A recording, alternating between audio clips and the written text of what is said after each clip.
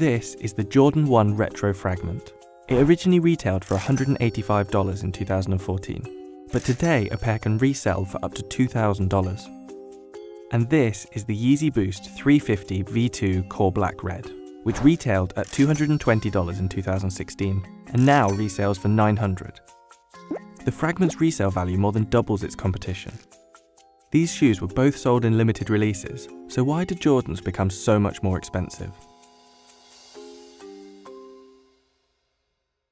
It all has to do with the value of the Jordan brand and how it makes and markets its iconic sneakers. The fact that it's made in China where the tariffs are higher, made in the best factories, made with more material. Basketball shoes tend to use more material than a running shoe. And then trying to be as close to the original product are all things that have driven the prices up there. According to Matt's research, the average price of a basketball sneaker is about $110, while Jordan's average price is about $145. To understand why Jordan brand can charge more, let's go all the way back to the beginning, before the Jordan 1 was introduced. Before the 1984-85 season, Nike signed an unproven MJ to a 5-year deal worth more than 3 times the richest contract to that point. But that wasn't the only unusual decision Nike made while launching the Air Jordan brand. The Air Jordan 1 swapped the standard white upper for a black one, which violated the NBA's uniform policy and resulted in a $5,000 fine per game. On September 15th, Nike created a revolutionary new basketball shoe. On October 18th, the NBA threw them out of the game. Nike recognized this unique marketing opportunity and footed Mike's bill as he went on to win Rookie of the Year, playing every game in his band's namesake sneaker. It just showed that he was rebellious and it was something that people gravitated to and they wanted to wear them too. It was like the first sneaker that really shook up sneaker culture. I think it's the shoe that catapulted sneakers to where they are today because it was the first shoe that people saw and wanted more than the average shoe. Mike's success as a rookie made a big impact on Nike's bottom line. The original Jordan 1 hit stores across America in March 1985, priced at $65. And at the end of the year, the Air Jordan franchise had made $100 million in revenue. The Air Jordan 2 wasn't as successful. After just 18 games in his new design, Jordan suffered a season-ending broken foot. Reports surfaced about Mike being unhappy and looking to jump ship to Adidas. The Air Jordan 3 became a crucial crossroads for Jordan and Nike. Enter Tinker Hatfield. Today, he's known as the architect of modern sneaker design. Back then, he was known for innovating Nike's Air Max technology. His Jordan 3 design became legendary. It pioneered the first ever mid-cut basketball sneaker, included elephant print overlays, and immortalized his airness in the Jumpman logo.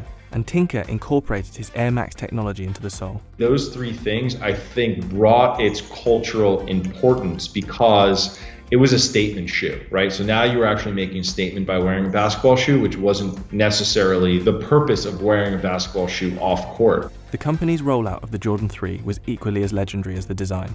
Nike's marketing team connected Jordan with Spike Lee for what would become some of the most memorable commercials in history. You know how I get up for my game?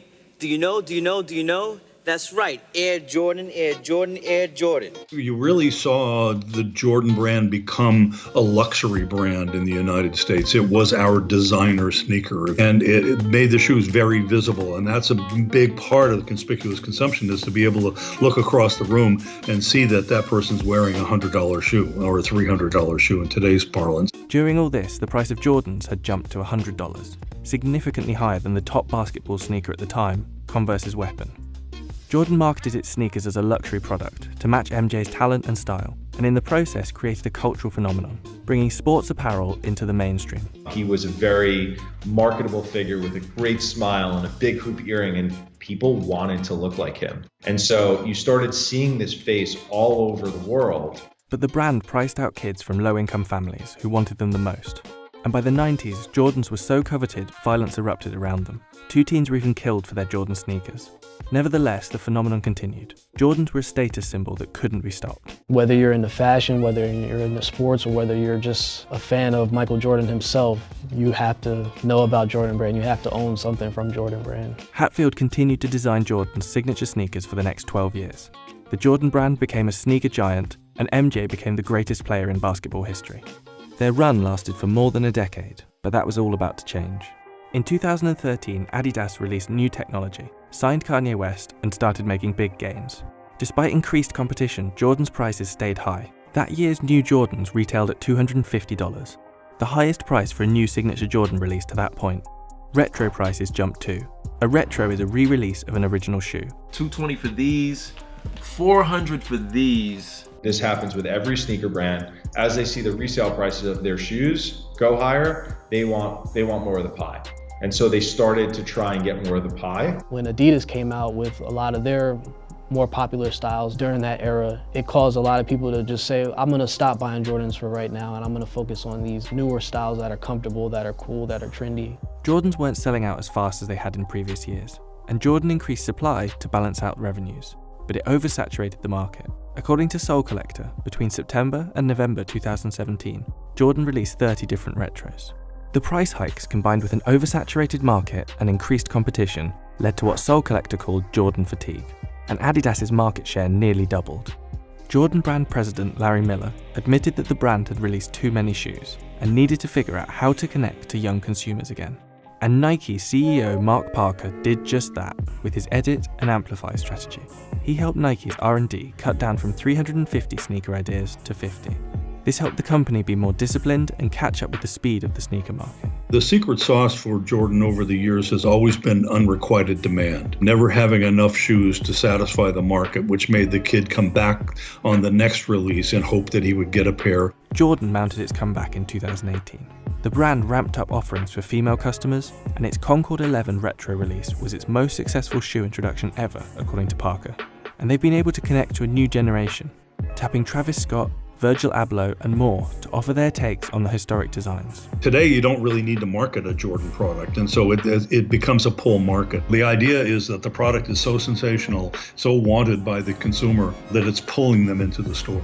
The brand is pulling in customers like the old days, and according to Parker, Jordan 1s are more coveted than ever. Resale info backs that up. Remember that comparison we did at the beginning? It looks like Jordan is getting the balance just right between nostalgia and innovation. This has to be my favorite sneaker of all time. This is the Air Jordan 4 White Cement. The Aleli May Jordan 1 Biotech. The Air Jordan 1. It represents the beginning of Jordan's career. I think it's interesting to see how the Jordan brand continues to evolve as it ventures deeper into the woman and unisex market. You know, it just reminds me of my childhood. This is really what got me into the sneaker game. It's the reason why a lot of us sneakerheads exist. And this Lakers colorway, man, that's just perfect. The Jordan 1 is like the shoe that sparked sneaker culture as it is today. I think that's the main shoe that created some sort of frenzy or connection to shoes versus this is a cool shoe I want to wear. It's something that people could really connect to.